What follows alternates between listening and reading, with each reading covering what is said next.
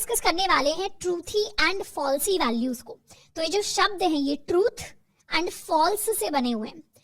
Truthy and falsies values का basic मतलब ये है कि जावास्क्रिप्ट के अंदर सारी की सारी चीजों के साथ एक बूलियन वैल्यू एसोसिएटेड होती है।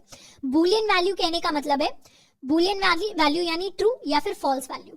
मतलब जावास्क्रिप्ट के अंदर चाहे सिर्फ ट्रू फॉल्स नहीं, अगर आप किसी नंबर की बात करेंगे, अगर आप नल की बात करेंगे, अगर आप अनडिफाइंड की बात करेंगे, स्ट्रिंग की बात करेंगे, तो हर एक चीज, हर एक वेरिएबल जो है उसकी वैल्यू के अंदर अगर उसे बूलियन कॉन्टेक्स्ट में देखा जाए तो या तो वो ट्रू हो सकता है या फिर वो फॉल्स हो सकती है। जैसे एक चीज हम यहाँ पर देखने वाले हैं, लेट्स सपोज कंसोल के अंदर मैंने लिखा ट्रू और यहाँ पर मैंने इसे रिटर्न करा दिया, तो मेरे पास प्रिंट होकर क्या आया? मेरे पास प्रिंट होकर आया ट्रू। वैसे ही अगर मैंने लिखा इफ ट्रू, तो हम क्या कर सकते हैं, यहां पर शिफ्ट एंटर प्रेस करके कंसोल के अंदर ही काफी कुछ लिख सकते हैं, या फिर इसे हटाकर हम क्या करेंगे, मेन जावास्क्रिप्ट के अंदर कुछ कुछ चीजें लिखने वाले हैं। अगर मेन जावास्क्रिप्ट के अंदर मैंने लिखा इफ ट्रू और यहां मैंने लिख दिया console.log it has true value, मैं क्या कर रही हूँ, ट्रू को ट्रू से ही कंपेयर कर रही हूँ एक तरीके से। इफ स्टेटमेंट कब काम करती है? इफ स्टेटमेंट तब काम करती है जब हमारे एक्सप्रेशन में या यहाँ पर जो हमने जो भी लिखा हो वो ट्रू हो। अब हमने डायरेक्टली यहाँ पर ट्रू लिख दिया बिना किसी एक्सप्रेशन के, तो भी मेरी इफ स्टेटमेंट काम करनी चाहिए। और अगर यहाँ पर फॉल्स लिखा होगा तो उस केस में हमारी एल्स स्टेटमेंट काम करनी चाहिए। तो इसे यहाँ पे कॉपी कर लेते हैं, यहाँ पे पेस्ट कर लेते हैं, यहाँ लिख देते हैं इट हैज फॉल्स वैल्यू। अब यहाँ पर VS कोड में ऑटोमेटिकली ये थोड़ा सा ग्रे आउट एरिया हो गया होगा, ये थोड़ा सा आपको लाइट दिख रहा होगा कलर में, ये थोड़ा सा डार्क दिख रहा है कलर में। क्यों? क्योंकि VS कोड ने डिटेक्ट कर लिया आपने यहाँ पर अगर ट्रू ही लिखा है तो हर बार तो यही एग्जीक्यूट होगा, ये सेकंड वाली चीज तो कभी एग्जीक्यूट ही नहीं होगी। क्योंकि इफ वाली स्टेटमेंट कब रन करती है? जब यहाँ पर ट्रू आता है। आपने वहां लिख ही ट्रू दिया, कुछ एक्सप्रेशन दिया नहीं, तो VS कोड को डिटेक्ट ही नहीं करना पड़ रहा, उसे पता है ये एल्स वाली स्टेटमेंट कभी रन ही नहीं होगी। पर इसे एक बार कर लेते हैं रिफ्रेश, तो मेरे आउटपुट में क्या आएगा, ये वाला पार्ट हम कर देते हैं इरेज। आउटपुट में आया है इट हैज ट्रू वैल्यू, यानी ट्रू के पास क्या होती है, ट्रू क्या है, ट्रू एक बूलियन लिटरल है जावास्क्रिप्ट के अंदर, मतलब ट्रू का मतलब ट्रू ही होता है। या फिर अगर यहाँ पर हमने फॉल्स लिख दिया तो फॉल्स का मतलब फॉल्स ही होता है, तो फॉल्स के केस में हमेशा दिखाएगा इट हैज फॉल्स वैल्यू, क्योंकि फॉल्स जब फॉल्स से कंपेयर होगा तो दिखाएगा कि इसकी फॉल्स वैल्यू है। वैसे ही अगर हम यहाँ पर लिख दें जीरो, तो जैसे ही मैंने यहाँ पर जीरो लिखा और जीरो को मैंने किसी के साथ कंपेयर नहीं किया और इसे मैंने किया रिफ्रेश, तो भी ये कोड काम करेगा, एरर नहीं देगा। जीरो के लिए प्रिंट होकर आ रहा है इट हैज फॉल्स वैल्यू, मतलब जीरो की अपनी कोई वैल्यू है और वो वैल्यू फॉल्स है। वैसे ही अगर यहाँ पर मैंने 1 लिख दिया, सेव किया, रिफ्रेश किया, तो उसके लिए दिखा रहा है इट हैज ट्रू वैल्यू, मतलब 1 को किसी के साथ कंपेयर नहीं किया, पर 1 की एक इनर वैल्यू है वो जो वैल्यू ट्रू के इक्वल है। कहने का मतलब है कि जावास्क्रिप्ट के अंदर हर एक जो चीज होती है उसके पास अपनी एक बूलियन वैल्यू होती है, वो वैल्यू या तो ट्रू हो सकती है, वो वैल्यू या तो फॉल्स हो सकती है। और हर बार ट्रू या फॉल्स दिखाने के लिए हमें उसको किसी के साथ कंपेयर करने की जरूरत नहीं है, क्योंकि इंडिविजुअली सभी के पास एक ट्रूथी वैल्यू यानी एक ट्रू वैल्यू या फिर एक फॉल्सी वैल्यू, फॉल्स वैल्यू होती है। यहीं पर अगर मैंने एक नल स्ट्रिंग लिख दी, सेव, रिफ्रेश, तो क्या हुआ, खाली स्ट्रिंग के लिए इट हैज फॉल्स वैल्यू, तो खाली स्ट्रिंग्स फॉल्सी इन नेचर होती है। यहीं पर लेट्स सपोज मैंने लिख दिया अपना कॉलेज, तो अपना कॉलेज, वैसे तो अपना कॉलेज एक स्ट्रिंग है जिसकी वैल्यू अपना कॉलेज है, पर इसकी बूलियन कंटेक्स्ट में भी एक ट्रू या फॉल्स वैल्यू होती है। रिफ्रेश करेंगे तो अपना कॉलेज जो स्ट्रिंग है उसकी एक ट्रू वैल्यू है। और एग्जांपल्स भी देख सकते हैं, जैसे अगर हमने नल लिखा है, यहाँ पर नल को सेव किया, रिफ्रेश किया, तो नल की एक फॉल्स वैल्यू है। और यहाँ पर अगर हमने अनडिफाइंड को लिख दिया, सेव किया, रिफ्रेश किया, तो अनडिफाइंड की भी अपने आप में एक फॉल्स वैल्यू है। तो इस तरीके से हर एक चीज के पास जावास्क्रिप्ट के अंदर या तो एक ट्रू वैल्यू होती है या फिर एक फॉल्स वैल्यू होती है। इसका मतलब ये बिल्कुल भी नहीं है कि उस वेरिएबल की वैल्यू ही अलग होगी। अगर हमने कोई अपना कॉलेज नाम की स्ट्रिंग बनाई है, उसकी वैल्यू अपना कॉलेज ही रहेगी। अगर हमने कुछ और स्ट्रिंग बनाई है या कुछ और नंबर लिखा है या कुछ और वेरिएबल लिखा है, उसकी वैल्यू तो वही रहेगी। पर जब उसे बूलियन कंटेक्स्ट में देखा जाएगा, यानी इफ स्टेटमेंट में लिखा जाएगा, एल्स इफ स्टेटमेंट में लिखा जाएगा, तो फिर उसकी अपने आप में एक ट्रू या फॉल्स वैल्यू होगी। अब जावास्क्रिप्ट के अंदर बाय डिफॉल्ट इन सब की फॉल्स वैल्यूज होती है। अब जावास्क्रिप्ट के अंदर बाय डिफॉल्ट इन सारी की सारी चीजों की फॉल्स वैल्यू होती है, एंड इनके अलावा जितनी भी चीजें रहेगी जावास्क्रिप्ट में उन सब की ट्रू वैल्यू होती है। जैसे अगर आप फॉल्स लिखेंगे तो उसके लिए हमेशा हमारी इफ स्टेटमेंट फॉल्स दे देगी और हमारी एल्स स्टेटमेंट रन करेगी। तो फॉल्स की हमेशा फॉल्सी वैल्यू होती है, जीरो की हमेशा फॉल्सी वैल्यू होती है, -0 की फॉल्सी वैल्यू होती है। ये 0n है which is a big int value, इस पर ज्यादा हम ध्यान नहीं देंगे, ज्यादा फोकस नहीं करेंगे क्योंकि इतना फ्रीक्वेंटली यूज यूज नहीं होती। जो हमारी एम्प्टी स्ट्रिंग होती है उसकी भी अपने आप में फॉल्स ही वैल्यू होती है। नल अपने आप में फॉल्स देता है, अनडिफाइंड फॉल्स देता है, और नॉट अ नंबर भी हमें फॉल्स देता है। इसके अलावा आप 1 2 3 -5 -10 कोई स्ट्रिंग जिसके अंदर कुछ भी लिखा हुआ है, इनफैक्ट अगर हम एक एम्प्टी स्ट्रिंग लिखेंगे, जैसे यहाँ पर हमने एक एम्प्टी स्ट्रिंग लिखी एंड इसी को कॉपी करके यहाँ पेस्ट करके यहाँ बस स्ट्रिंग के अंदर एक खाली स्पेस दे देते हैं, इसको कर लेते हैं सेव एंड रिफ्रेश। तो एम्प्टी स्ट्रिंग की तो फॉल्स वैल्यू होती है, पर स्ट्रिंग के अंदर अगर खाली स्पेस भी दे दी तो उसकी अपने आप में ट्रू वैल्यू है। तो फॉल्स वैल्यू जावास्क्रिप्ट में सिर्फ इन चीजों की होती है, बाकी सारी चीजों की जावास्क्रिप्ट में ट्रू वैल्यू होती है इंटरनली। तो अगर हमें कभी भी चेक करना है कि कोई स्ट्रिंग खाली है या नहीं, तो हम सिंपली क्या कर सकते हैं, उस स्ट्रिंग का नाम लिख सकते हैं। जैसे इसे यहां से हटा लेते हैं, मैंने लेट सपोज एक वेरिएबल बनाया, लेट स्ट्रिंग, हम इसे लिख सकते हैं string is equal to, let suppose we make an empty string, और यहां पर हम लिख लेते हैं अपनी स्ट्रिंग, सेव। अब ये एम्प्टी स्ट्रिंग है, एम्प्टी स्ट्रिंग क्या देगी, एम्प्टी स्ट्रिंग हमें फॉल्स वैल्यू देगी। तो यहां पर हम प्रिंट करवा सकते हैं स्ट्रिंग इज एम्प्टी, और यहां प्रिंट करवा सकते हैं स्ट्रिंग इज नॉट एम्प्टी। इसे कर लेंगे सेव, रिफ्रेश। तो यहाँ क्या आ रहा है, स्ट्रिंग इज एम्प्टी। पर जैसे ही स्ट्रिंग के अंदर हमने कुछ लिख दिया, लेट्स सपोज हमने ए लिख दिया, रिफ्रेश किया, तो अब प्रिंट होकर आ रहा है string is not empty. In fact अगर हम ए भी नहीं लिखते, सिर्फ एक खाली स्पेस दे देते, रिफ्रेश करते, तो भी प्रिंट होकर आता है स्ट्रिंग इज नॉट एम्प्टी। उसी तरीके से लेट्स सपोज हमने कोई नंबर क्रिएट किया, let num is equal to 0, और अगर हमें चेक करना है कि मेरा नंबर 0 के इक्वल है या नहीं, तो हम सिंपली नम लिख सकते हैं, हमें इक्वल टू लिखने की जरूरत नहीं है। फिर हम console.log करवा सकते हैं। ये जो नम है, अगर ये 0 होगा तो इसकी बाय डिफॉल्ट फॉल्सी वैल्यू होगी, फॉल्सी वैल्यू होगी तो ट्रू वाली स्टेटमेंट रन नहीं करेगी। ट्रू वाली स्टेटमेंट तब रन करेगी जब num is not equal to 0, नहीं तो हमारी एल्स वाली स्टेटमेंट रन करेगी, जिसमें हम लिख सकते हैं console.log num is equal to 0। यहां पर लिख लेते हैं इज एंड इसको कर लेते हैं सेव, रिफ्रेश। तो यहाँ आ रहा है नम इज इक्वल टू 0, पर जैसे ही नम को लेट्स सपोज हमने -10 लिख दिया, सेव, रिफ्रेश, तो अब आ रहा है num is not equal to 0। तो इस तरीके से डायरेक्टली हम अपने नंबर्स को या अपनी कुछ वैल्यूज को लिखकर भी प्रेडिक्ट कर सकते हैं कि वो अभी खाली है, मतलब उनके अंदर 0 जैसी या एम्प्टी स्ट्रिंग जैसी चीज एग्जिस्ट करती है, या फिर उनके अंदर कोई वैलिड वैल्यू एग्जिस्ट करती है जिसके साथ हम कंपैरिजन या आगे के कोई ऑपरेशंस परफॉर्म कर सकते हैं। नेक्स्ट हम डिस्कस करने वाले हैं अपनी स्विच स्टेटमेंट को। स्विच स्टेटमेंट को हम इस तरीके से समझ सकते हैं, शुरुआत में हो सकता है इसका सिंटैक्स आपको थोड़ा सा बड़ा लगे, हमें सिंटैक्स को ज्यादा रटने की जरूरत नहीं है क्योंकि स्विच स्टेटमेंट इतनी ज्यादा यूज नहीं होती प्रोग्रामिंग में। पर हाँ, क्योंकि हम प्रोग्रामिंग सीख रहे हैं तो एक बेसिक अंडरस्टैंडिंग होनी चाहिए।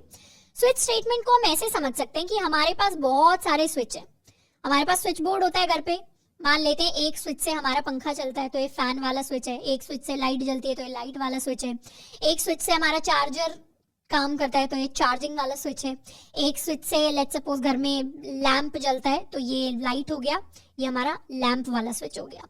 अब हमारा स्विच बोर्ड जो जावास्क्रिप्ट के अंदर होता है वो कुछ ऐसा होता है कि इसमें एक टाइम पे एक ही स्विच आप ऑन कर सकते हो। अब जैसे रियल लाइफ के अंदर अगर हमें पंखा चलाना है, फैन ऑन करना है तो हम एक स्विच को ऑन कर सकते हैं, हमें लाइट ऑन करनी है तो हम दूसरे स्विच को ऑन कर सकते हैं, हमें लैंप ऑन करना है तो हम इस स्विच को ऑन कर सकते हैं। उसी तरीके से जावास्क्रिप्ट के अंदर भी स्विचेस होते हैं।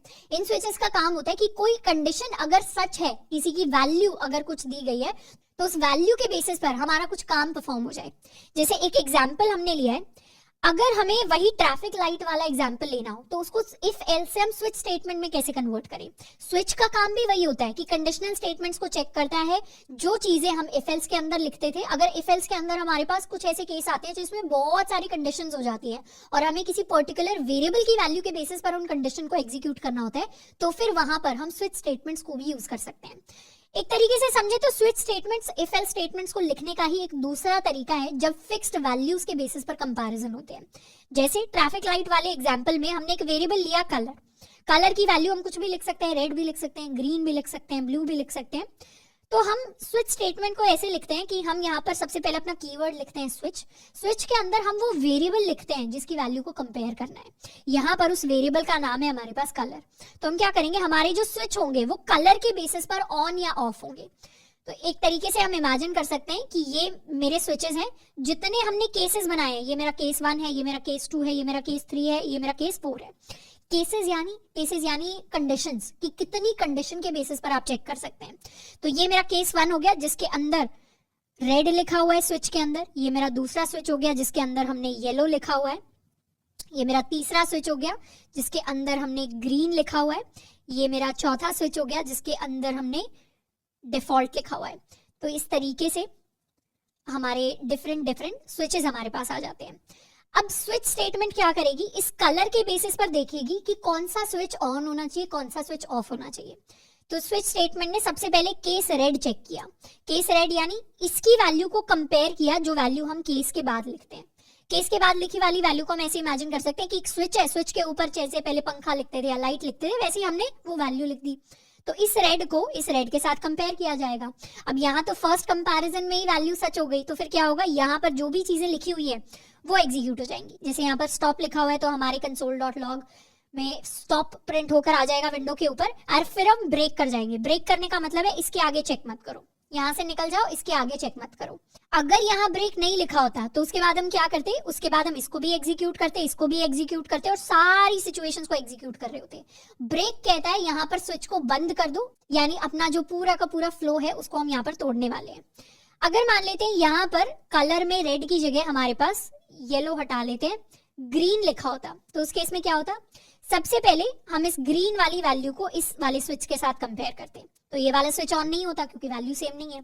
उसके बाद हम सेकंड कलर के साथ कंपेयर करते हैं तो ये वाला स्विच भी ऑन नहीं होता क्योंकि वैल्यू डिफरेंट है। फिर हमारी ग्रीन की वैल्यू कंपेयर होगी इस वैल्यू के साथ, और जैसे ही ये दोनों वैल्यू सेम हो जाएंगी तो हमारा ये वाला स्विच ऑन हो जाएगा। इस स्विच के ऑन होने का मतलब है कि console.log में, यानी यहाँ पर हम प्रिंट करवा देंगे स्क्रीन के ऊपर गो, एंड फिर हम कर जाएंगे यहाँ से ब्रेक। ब्रेक होने का मतलब है इसके बाद वाली कोई कंडीशन सच नहीं होने वाली। अगर यहाँ पर ब्रेक नहीं होता तो नेक्स्ट कंडीशन भी साथ के साथ एग्जीक्यूट होती।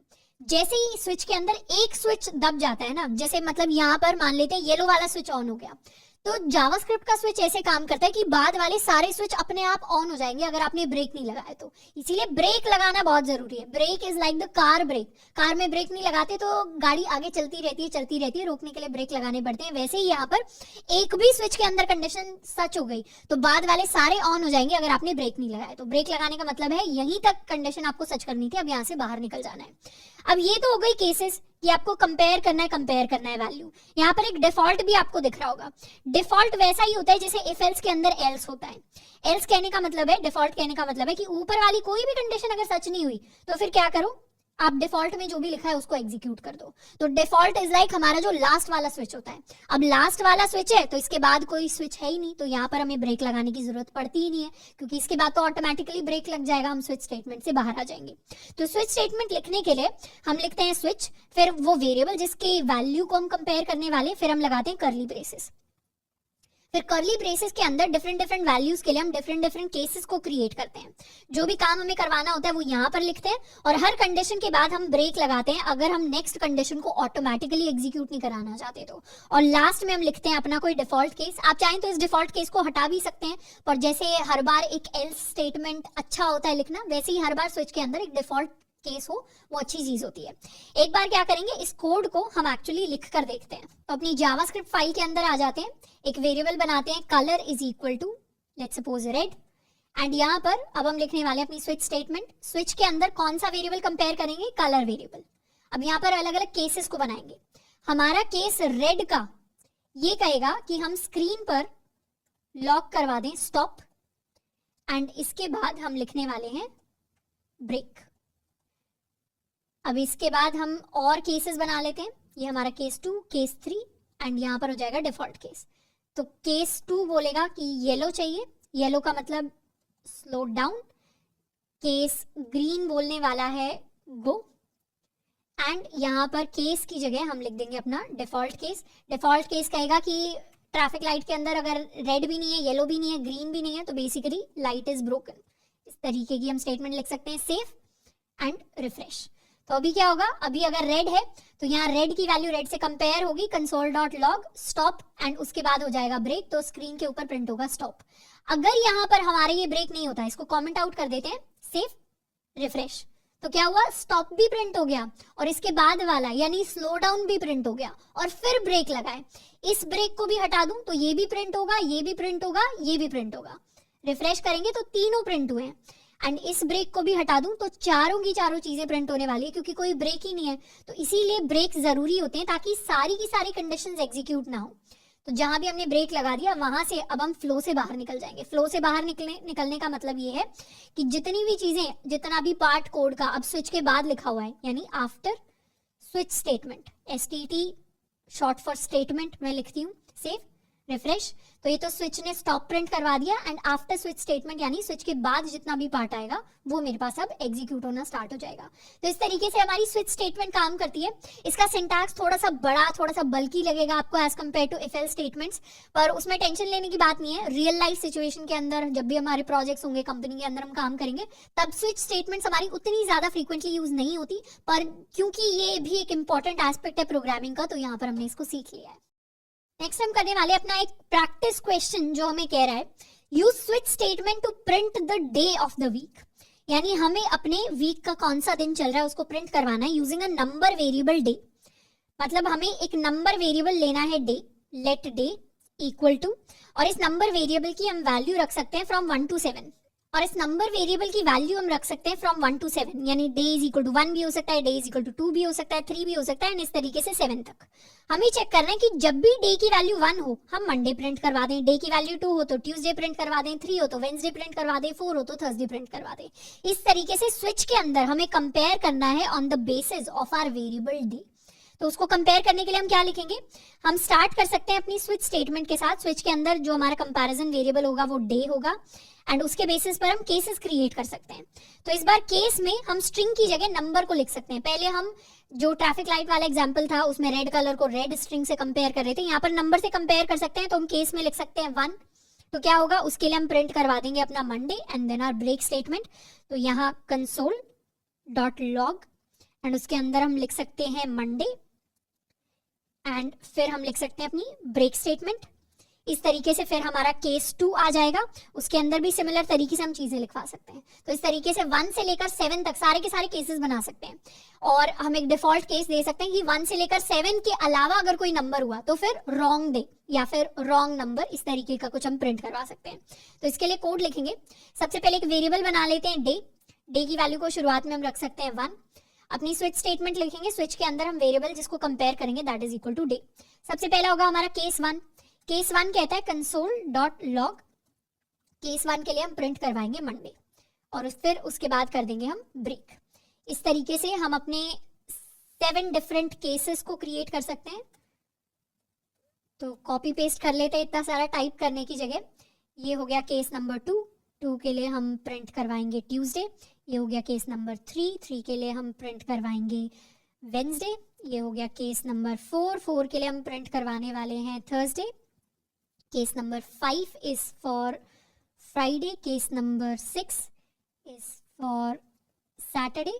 एंड एक डिफॉल्ट केस दे सकते हैं या केस नंबर 7 रख सकते हैं।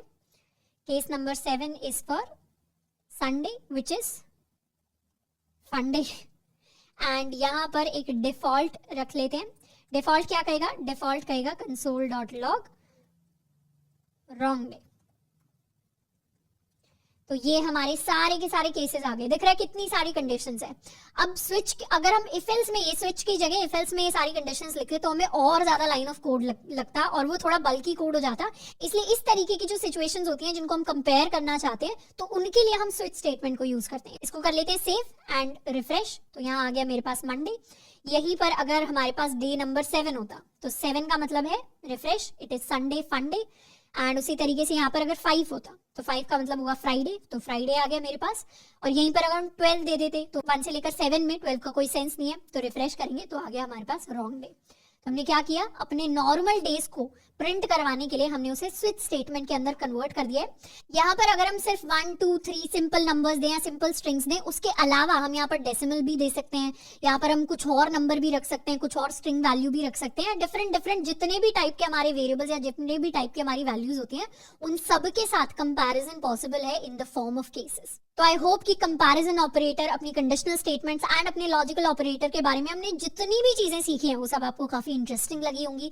हम असाइनमेंट क्वेश्चंस को बहुत अच्छे से कर रहे होंगे एंड कंडीशनल स्टेटमेंट्स लिटरली हमारा फर्स्ट स्टेपिंग स्टोन है towards building logic in JavaScript. तो इस पार्ट को हमें सीरियसली लेना है, मैं दोबारा बता रही हूँ, इसे सीरियसली लेना है एंड इसे अच्छे से हमें टाइम लगाकर समझना जरूर है। कोई भी चीज इस पार्ट के अंदर ऐसी ना रह जाए जो हमारे दिमाग से थोड़ा सा ऊपर जा रही हो। अगर थोड़ा सा एक्स्ट्रा टाइम यहाँ पर लगाना पड़ रहा है चीजों को समझने के लिए, वो बिल्कुल आप लगा लीजिए, क्योंकि ये वाली चीज, अगर ये वाले कोर कॉन्सेप्ट्स हमारे स्ट्रांग हो जाते हैं तो प्रोग्रामिंग के अंदर हमें आगे जाकर बिल्कुल प्रॉब्लम नहीं आने वाली। अब नेक्स्ट हम डिस्कस करने वाले हैं दो एडिशनल चीजों को जो है हमारे पास अलर्ट एंड प्रॉम्प्ट। अब जैसे कंसोल डॉट लॉग करने से क्या होता है, हमारी सारी चीजें हमारे कंसोल के ऊपर प्रिंट होती हैं, पर यूजर से इनपुट लेने के जावास्क्रिप्ट के अंदर दो तरीके होते हैं हमारे पास, अलर्ट्स एंड प्रॉम्प्ट्स। सबसे पहले बात करते हैं अलर्ट की। जब भी हम एक अलर्ट क्रिएट करते हैं स्क्रीन के ऊपर, अलर्ट क्रिएट करने के लिए हम सिंपली लिख सकते हैं जावास्क्रिप्ट फाइल के अंदर अलर्ट, और उससे क्या होगा, एक टेक्स्ट डिस्प्ले होगा। यानी अगर मुझे कोई अलर्ट मैसेज, जैसे कुछ गलत हो गया, आपने कुछ गलत टाइप कर दिया, इस तरीके की चीज हमें दिखानी होती है स्क्रीन पर, तो उसके लिए हम जावास्क्रिप्ट के अंदर अलर्ट्स को यूज कर सकते हैं विद अ सिंपल मैसेज। जैसे अगर अपनी app.js के अंदर एक अलर्ट को हमें क्रिएट करना है तो हम सिंपली लिख सकते हैं अलर्ट, उसके बाद जैसे हम console.log में अपने पेरेंथेसिस लगाते थे वैसे पेरेंथेसिस, एंड इसके अंदर हम कोई भी मैसेज लिख सकते हैं। लेट्स सपोज हमने लिखा समथिंग इज रॉन्ग, इसको कर लेते हैं सेव, एंड यहाँ पर हमारा जो पेज है इसे जाकर करेंगे रिफ्रेश। जैसे ही रिफ्रेश करेंगे हमारे पास ये अलर्ट आ गया। अलर्ट यानी जो हमारे टॉप पर एक पॉपअप टाइप मैसेज निकलता है, यहाँ पर ये मैसेज कह रहा है समथिंग इज रॉन्ग, और ये अलर्ट स्क्रीन से तभी हटेगा जब हम ओके को प्रेस करेंगे। तो ओके प्रेस करते ही ये अलर्ट क्या हो जाएगा, यहाँ से हट जाएगा। इसी तरीके से हम कई सारे अलर्ट्स क्रिएट कर सकते हैं। लेट्स सपोज यहाँ पर अलर्ट के अंदर हमने लिख दिया this is a simple alert, save, refresh. तो जैसे ही पेज रिफ्रेश होगा वैसे ही हमारे पास ये अलर्ट आ जाएगा, इसका मैसेज आ जाएगा, इसको ओके क्लिक कर सकते हैं। अलर्ट्स को हम कंसोल पर लिखकर भी जनरेट कर सकते हैं, यानी यहाँ पर कंसोल के अंदर अगर हमने लिखा अलर्ट और लेट्स सपोज हमने लिख दिया यहाँ पर डेंजर, इसे करेंगे एंटर एंड डेंजर वाले मैसेज के साथ हमारे पास एक अलर्ट आ जाएगा। तो इस तरीके से हमारे पास अलर्ट्स काम करते हैं जावास्क्रिप्ट के अंदर। अब इसके साथ साथ जैसे हम console.log करवाते हैं, जब भी हम अपनी जावास्क्रिप्ट में console.log करवाते हैं, this is a simple log, से कर लेते हैं सेव, रिफ्रेश, तो क्या होगा, ये अलर्ट भी आएगा, ये this is a simple log, simple एक मैसेज हमारे पास आ जाता है। पर यहीं पर console.log की जगह एक और तरीके का कंसोल है जिसको हम करा सकते हैं। लॉग की जगह अगर मैं यहाँ पर एरर लिख दूं, error, this is a simple message की जगह this is an error message, यहाँ पर एक एरर मैसेज लिख देते हैं, सेव। इस अलर्ट को अभी के लिए हटा देते हैं। तो आई होप अलर्ट्स हमारे पास क्लियर हो गए होंगे। बेसिकली हमारे पेज के ऊपर जब भी हमें पॉपअप चाहिए और उसको हटाने के लिए हमें ओके प्रेस करना पड़ता है, उसको हम अलर्ट कहते हैं। और console.log हमारा एक सिंपल मैसेज होता है जो स्क्रीन पर आता है, कई बार हमने इसे देख लिया है। पर हमारे पास एक और चीज होती है कॉल्ड console.error। जैसे लॉग यानी कुछ भी प्रिंट करवाने के लिए स्क्रीन पर हम लॉग को यूज करते हैं, वैसे ही कोई एरर प्रिंट करवाने के लिए हम .error को यूज कर सकते हैं। इसे रिफ्रेश करेंगे तो ये तो सिंपल लॉग है, पर जब भी हम एरर मैसेज को प्रिंट करवाना चाहेंगे ना, उसके आगे इस तरीके का क्रॉस और वो रेड कलर में आएगा। ये बेसिकली कैसे प्रिंट हुआ, ये दिखा रहा है app.js में लाइन नंबर 2 पर आपने कुछ लिखा है, उसकी वजह से ये प्रिंट हुआ है एरर मैसेज। एरर मैसेज कैसे हुआ, लाइन नंबर 2 console.log, console.error हमने किया है, this is an error message, और ये सेम मैसेज यहाँ पर एरर की फॉर्म में हमें दिखाई दे रहा है। जैसे हमारे पास एरर होता है वैसे ही हमारे पास वार्निंग्स होती है। वार्निंग के लिए एरर की जगह हम लिख सकते हैं WARN, वार्न, तो दिस इज अ, यहाँ पर हम लिख सकते हैं वार्निंग मैसेज, इसे कर लेते हैं सेव, रिफ्रेश। तो ये जैसे एरर आया वैसे ही वार्निंग वाले सिंबल के साथ हमारे पास वार्निंग मैसेजेस भी आते हैं, तो this is a warning message. ये app.js के अंदर लाइन नंबर 3 की वजह से पॉसिबल हो पाया है। तो इस तरीके से सिर्फ console.log नहीं कर सकते, हम एरर भी दे सकते हैं, हम वार्निंग्स भी दे सकते हैं, कई तरीके डिफरेंट तरीके के आउटपुट को डिस्प्ले कराने के। अभी खैर अभी हम सिंपल जावास्क्रिप्ट सीख रहे हैं, तो अभी हम इनको इतना नहीं यूज करेंगे, लेकिन बाद में जाकर जब हम प्रोजेक्ट्स बना रहे होंगे, मान लेते हैं हमने लॉगिन साइन अप का कोई फीचर बनाया, किसी ने गलत पासवर्ड एंटर कर दिया है, तो हम उसे वापस एरर की फॉर्म में दे सकते हैं, रॉन्ग पासवर्ड, कंसोल विंडो के अंदर। तो उस केस में हम console.log की जगह अपने console.error को भी यूज कर सकते हैं। सेकेंड चीज जिसको हमें समझना है वो है हमारे प्रॉम्प्ट्स। जैसे हमारे अलर्ट्स होते हैं वैसे ही सिमिलर से हमारे प्रॉम्प्ट्स होते हैं, पर प्रॉम्प्ट्स के अंदर एक डायलॉग बॉक्स होता है जो यूजर से किसी भी वैल्यू को इनपुट ले सकता है। अभी तक हमने वैल्यूज को आउटपुट किया है, मतलब स्क्रीन के ऊपर प्रिंट करवाया है। हम चाहे तो यूजर से वैल्यू इनपुट भी ले सकते हैं, यानी कुछ इनपुट एंटर करवा सकते हैं चीज को। उसके लिए हमें लिखना पड़ेगा प्रॉम्प्ट, एंड फिर हम अपना कोई मैसेज लिख सकते हैं। जैसे इतने पार्ट को यहाँ से हटा देते हैं। लेट्स सपोज हमने लिखा कोई प्रॉम्प्ट, प्रॉम्प्ट के अंदर हम लिख रहे हैं एंटर योर नेम, इसे कर लेते हैं सेव एंड यहाँ पर पेज को करते हैं रिफ्रेश। तो क्या हुआ, अलर्ट की तरह यहाँ पर एक और स्क्रीन पर पॉपअप आया, पर ये एग्जैक्टली अलर्ट नहीं है, इसको कहते हैं हम अपना प्रॉम्प्ट। प्रॉम्प्ट के अंदर यहाँ पर लिखा हुआ है एंटर योर नेम और हमें जगह दी है जहां पर हम अपना नाम एंटर कर सकते हैं। जैसे ही हम नाम एंटर करेंगे, let's suppose I enter my name और हम ओके को क्लिक करेंगे, वैसे ही क्या होगा, हमारा प्रॉम्प्ट गायब हो गया। पर वो जो ओके था उसके साथ कुछ हुआ नहीं, मतलब उस वैल्यू के साथ एग्जैक्टली कुछ हुआ नहीं। हम चाहें तो उस वैल्यू को एक वेरिएबल के अंदर स्टोर करवा सकते हैं। हम एक वेरिएबल बना सकते हैं, let first name is equal to this prompt and उसके बाद हम कंसोल डॉट लॉग करवा सकते हैं अपने फर्स्ट नेम नाम के वेरिएबल को। इसको कर लेते हैं सेव, रिफ्रेश, तो दोबारा से प्रॉम्प्ट आ गया enter your name. Enter your name में हम नेम एंटर कर सकते हैं श्रद्धा, ओके। जैसे ही ओके किया, यहाँ पर मेरे पास श्रद्धा आ गया। कैसे आया, प्रॉम्प्ट ने हमारा नाम इनपुट लिया, उसके बाद उसने उसे फर्स्ट नेम नाम के इस वेरिएबल में स्टोर करवा लिया। फिर कंसोल डॉट लॉग ने क्या किया, उस फर्स्ट नेम को हमारी स्क्रीन के ऊपर प्रिंट कर दिया। इसे रिफ्रेश करें। अब जैसे ही हम एंटर योर नेम में अपना कॉलेज लिखेंगे, एंटर करेंगे, वैसे यहाँ पर स्क्रीन पर अपना कॉलेज आ गया। ऐसे आप एंटर योर नेम में अपना नाम जो है उसको ट्राई कर सकते हैं, लिखवा सकते हैं। यहाँ पर अगर हम कर दें enter your roll number, let's suppose हम रोल नंबर एंटर कराना चाह रहे हैं, इसको हम लिख देते हैं रोल, वेरिएबल का नाम हम चेंज कर रहे हैं, रोल नंबर हम प्रिंट करवाएंगे, रिफ्रेश कर देते हैं। एंटर योर रोल नंबर में let's suppose my college roll number was 1664, इसको कर देते हैं ओके। तो क्या हुआ, 1664 मेरी स्क्रीन पर आकर प्रिंट हो गया। तो इस तरीके से अगर हमें कुछ भी यूजर से इनपुट लेना होता है और फिर हम उसको एक वेरिएबल में हम उस वैल्यू को स्टोर करवा सकते हैं, उसके साथ हम कुछ भी चेंजेस कर सकते हैं एंड इस तरीके से हम एक पूरा का पूरा अपना कोड जो है उसको डेवलप कर सकते हैं। एक अब हम कोड डेवलप करने वाले हैं जिसमें सबसे पहले हम फर्स्ट नेम को एंटर कराएंगे, फिर हम सेकंड नेम को एंटर कराएंगे, फिर दोनों को कॉन्कैटिनेट करके स्ट्रिंग की फॉर्म में हम प्रिंट करवाएंगे। तो इसको करने के लिए सबसे पहले तो हम एक वेरिएबल बना सकते हैं फर्स्ट नेम। फर्स्ट एक प्रॉम्प्ट दे देंगे यूजर को, प्रॉम्प्ट, इसमें बोलेंगे एंटर फर्स्ट नेम। तो एंटर फर्स्ट नेम करते ही फर्स्ट नेम एंटर हो जाएगा, वो फर्स्ट नेम नाम के वेरिएबल में स्टोर हो जाएगा। उसके बाद एक और प्रॉम्प्ट जाएगा जिसमें हम स्टोर करवाएंगे लास्ट नेम। तो यहाँ पर हमारे पास लास्ट नेम आ जाएगा एंड फिर हम स्क्रीन के ऊपर प्रिंट करवाने वाले हैं कंसोल डॉट लॉग, हम प्रिंट करवाएंगे फर्स्ट नेम, इसे वेरिएबल की फॉर्म में लिखते हैं फर्स्ट नेम प्लस या कॉमा एंड यहाँ पर प्रिंट करवा देंगे स्पेस के साथ अपना लास्ट नेम, या सिंपली यहाँ पर आगे की तरफ मैसेज भी प्रिंट करवा सकते हैं, या ये कह देते हैं वेलकम और फिर हमारा first name and last name और इसके साथ में एक एक्सक्लेमेशन मार्क, इसे कर देते हैं सेव। तो जैसे ही प्रॉम्प्ट आएगा पहले फर्स्ट नेम लेगा, फिर लास्ट नेम लेगा, फिर वो welcome first name plus last name पूरा का पूरा हमारे पास प्रिंट होकर आएगा। इसे कर देते हैं रिफ्रेश। पहले फर्स्ट नेम एंटर करेंगे श्रद्धा, एंटर किया, फिर लास्ट नेम एंटर करेंगे खापरा, एंटर किया, तो यहाँ आ गया वेलकम श्रद्धा खापरा। तो इसने क्या किया, एक्स्ट्रा ही स्पेस ऐड कर दिए, इस स्पेस को हम हटा सकते हैं, सेव दोबारा से। यहाँ पर let's suppose we write another name Aman Dattarwal, enter, तो वेलकम अमन दत्तरवाल। तो इस तरीके से आप अपने नाम के साथ ट्राई कर सकते हैं। बेसिकली हम जितने मर्जी चाहे उतने प्रॉम्प्ट्स दे सकते हैं, जितने मर्जी चाहे अलर्ट दे सकते हैं।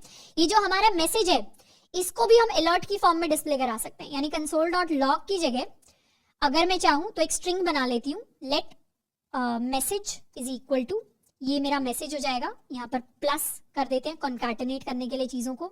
हम चाहें तो टेम्पलेट लिटरल्स भी यूज कर सकते हैं, सेव। और फिर हम क्या करेंगे, एक अलर्ट दे देंगे, अलर्ट दे देंगे जिस अलर्ट के अंदर हम अपना मैसेज लिखने वाले हैं। इसको कर लेते हैं सेव। तो पहले फर्स्ट नेम लास्ट नेम आएगा, इनसे हमारा मैसेज बनेगा, फिर वो मैसेज अलर्ट की फॉर्म में जाएगा। इसे कर लेते हैं रिफ्रेश। तो दोबारा से ये हमारा फर्स्ट नेम हो गया, ये हमारा लास्ट नेम हो गया एंड अब अलर्ट मैसेज आ गया वेलकम श्रद्धा खापरा। अब इसने क्या किया, स्पेसेस नहीं दी।